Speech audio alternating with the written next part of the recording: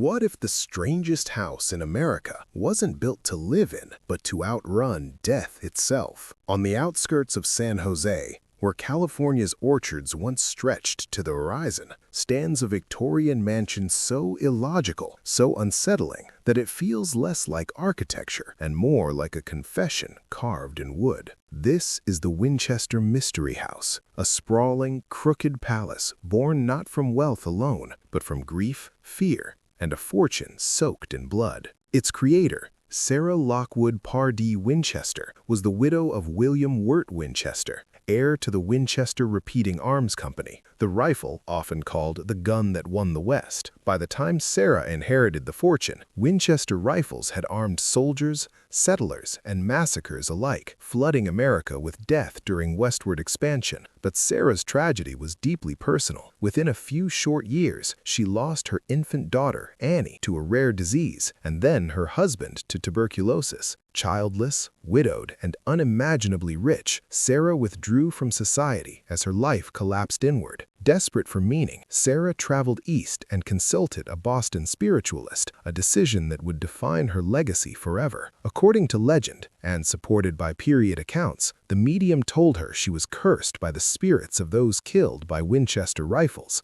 The message was chilling. The dead were restless, angry, and coming for her. There was only one way to survive. She must move west, she must build a house, and she must never stop building. If construction ceased, so would her life. Whether Sarah fully believed this prophecy or used it as a framework to process unbearable grief remains debated, but what followed is undeniable. In 1886, she purchased a modest farmhouse in California and began a project that would consume the next 38 years of her life. Day and night, crews worked without blueprints, without master plans, following Sarah's instructions as they came, sometimes delivered after midnight. The house grew wildly and irrationally. 160 rooms, over 2,000 doors, 10,000 windows, 47 staircases, and hallways that twist into dead ends. Some staircases climb only to slam into ceilings. Some doors open directly into empty air, dropping 20 feet to the ground. Windows peer into other rooms. Chimneys rise through floors and stop short of roofs. At the center of the house sat the séance room, accessible only through a maze-like path Sarah herself designed,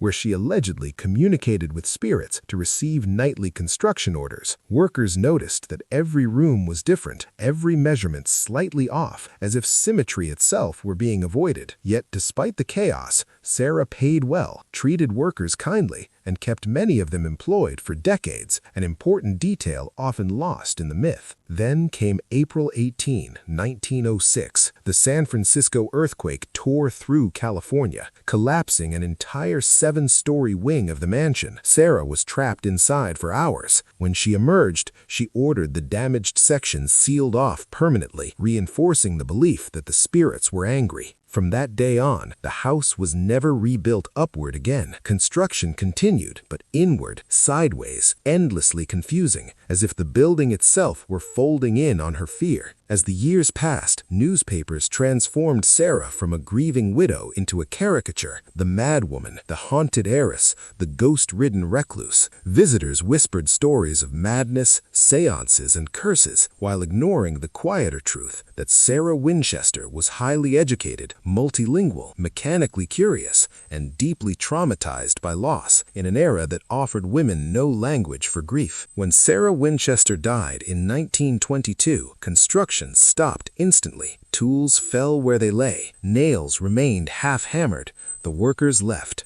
What remained was not a haunted house in the traditional sense, but a physical map of a mind trying to survive sorrow.